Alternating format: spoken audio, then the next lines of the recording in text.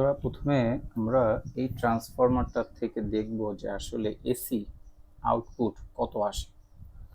আর এই ট্রান্সফরমারটা আমরা এইখানে বসাইছি এমনভাবে, একটু পিছনে দেখাই, এবার বুঝতে পারবেন। স্ক্রু করে একটা কাঠের উপরে বসাইছি, তাতে করে আমাদের এই ট্রান্সফরমারের জন্য যে ধরনের স্ক্রুর প্রয়োজন এটা অ্যাভেলেবেল আপনি পেতেও পারেন, নাও পেতে পারেন।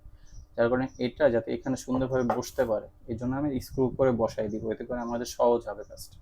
নীল, কালোটা কমন, আর এটা আমাদের প্রয়োজন হবে। আমরা এখন এসি ভোল্টেজটা দেখব। 15 ভোল্টের মতো দেখাচ্ছে, 14.9। আচ্ছা, এটা তো আপনারা দেখতে পেলেন। আচ্ছা, এখন আমরা এটাকে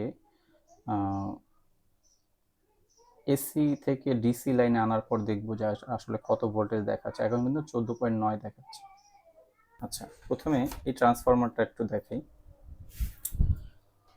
ট্রান্সফরমারটা দেখানোর মেইন উদ্দেশ্য হচ্ছে এর যে কোরগুলো আছে, কোর আমি আপনাদের একটু দেখানোর চেষ্টা করতেছি।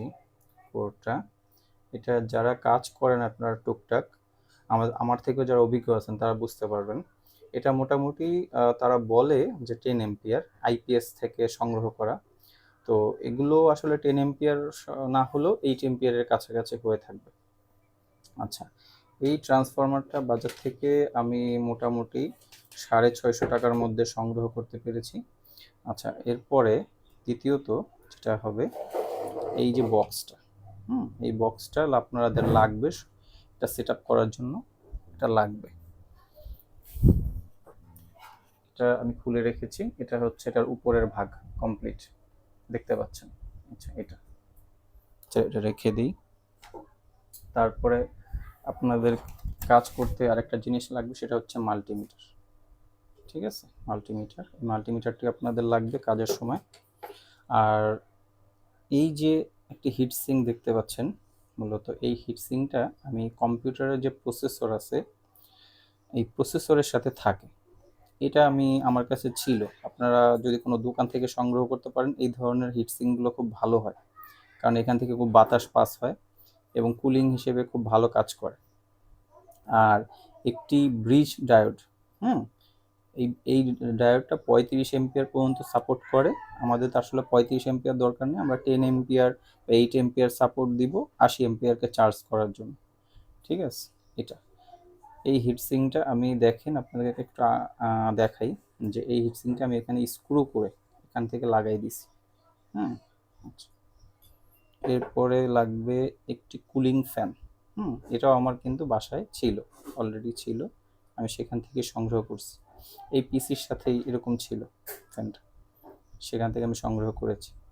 আচ্ছা, আর আরেকটা এখানে মজার বিষয় হচ্ছে যে আমি এই যে ক্লিপগুলো আছে, এই ক্লিপগুলো যেভাবে আছে আমি সম্পূর্ণ ওয়্যারিংটা ক্লিপ সিস্টেমই করব, যাতে করে আমাদের কোনো ঝালাইয়ের ফাংশনে যেতে না হয়, তাতাল ইউজ করতে না হয়। আর যার কারণে আমি এই যে এখানের যে জয়েন্ট আছে এটা আমি অলরেডি এভাবে ক্লিপের মধ্যে নিয়ে আসছি, যাতে করে এটা ঝালাইয়ের ঝামেলাটা না থাকে। তা আমরা এগুলো অ্যাসেম্বলি করি এখন। এটা আমরা কাঠের মধ্যে সেট করে নিব।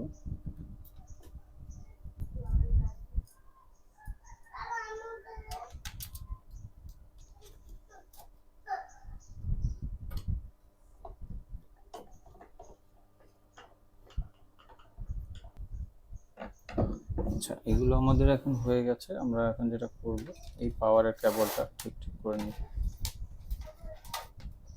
আচ্ছা, পাওয়ার কেবল আমরা ঠিকঠাক করে নিয়ে গেছি। এখন এখানে লাইনটা আমরা লাগাই দিব, এসি লাইনটা। এখানে সুইচ দেওয়া আছে, এই যে এখানে সুইচ।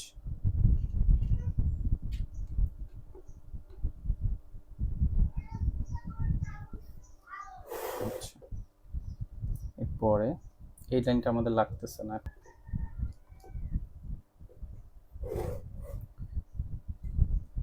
এখন আমরা এই যে হিটসিঙ্কটা আছে, হিটসিঙ্কটা আমরা এখানে ইনস্টল করব।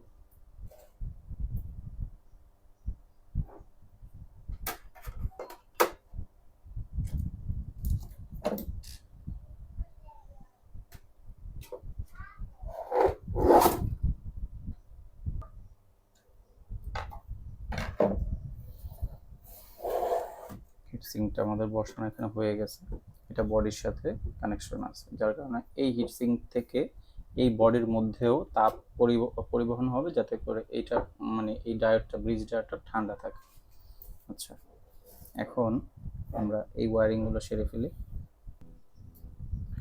আর আমি আপনাদেরকে পূর্বেও বলছি যে এই ওয়্যারিংয়ের মধ্যে কোনো ধরনের কোনো ঝালাইয়ের কাজ করব না। দেখেন আমি এই ধরনের ক্লিপগুলো কিন্তু এখানে বসাই নিয়েছি ব্যাটারি টার্মিনালের জন্য।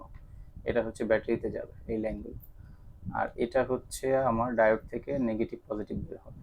এগুলো কিন্তু পিন আকারে আমি সেট করে নিচ্ছি, আপনারা বাজারে এগুলো কিনতে পাবেন। আপনারা এগুলো দিয়ে সেট করে নিতে পারেন।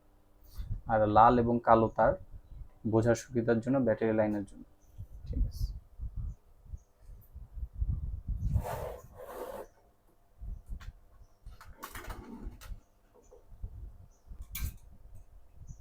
আমরা এসি লাইন যেটা আছে, এই এসি লাইনে কোনো পজিটিভ নেগেটিভ থাকবে না।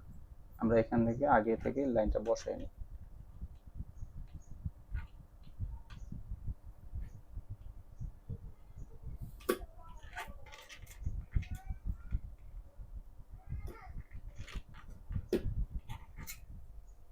আচ্ছা, এখন নেগেটিভ এবং পজিটিভ, এটা কিন্তু পজিটিভ প্লাস, তাই প্লাস হচ্ছে এই যে এখানে চিহ্ন দেওয়া আছে। আমি আপনাদেরকে আবার একটু দেখাই, দেখেন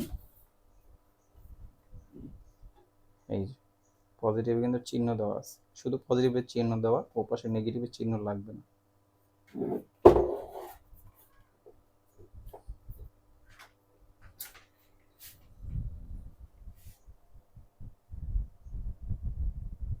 আর এর মধ্যে একটা কাজ করে নিব হচ্ছে এই কুলিং ফ্যানটা এই এই লাইনটার সাথে আমরা দিয়ে দিব, তাতে করে এই যে চেম্বারটা আছে এটা বাতাস প্রবাহ হবে এবং ঠান্ডা থাকবে।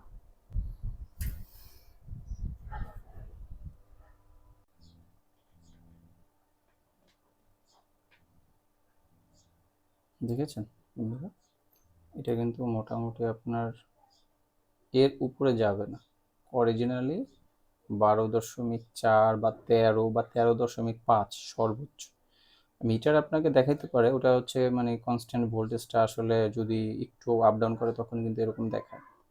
এখন কত দেখাচ্ছে? DC 12.4 voltage. ঠিক আছে, আর এটার যে এখন বর্তমান যে পাওয়ারটা, এটা কতটুকু আসতেছে এটা অনেকে হয়তো বা দেখাই থাকে এভাবে। দেখেন, দেখছেন দেখছেন আচ্ছা বন্ধুরা, আমি এই ব্যাটারিটা এখন চার্জে লাগিয়েছি, দেখবো যে এটা আসলে কতক্ষণের মোটামুটি চার্জ শুরু হয়। আর এটা দেখেন, এটা কিন্তু একটা 80 এম্পিয়ারের পানির ব্যাটারি। 80 এম্পিয়ার, এই যে লেখা দেখা যাচ্ছে 80। ঠিক আছে, দেখি কতক্ষণে চার্জ ওঠে।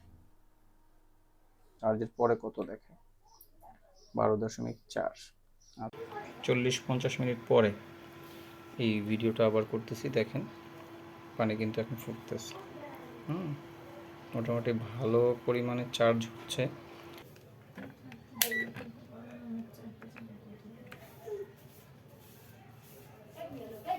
13.3।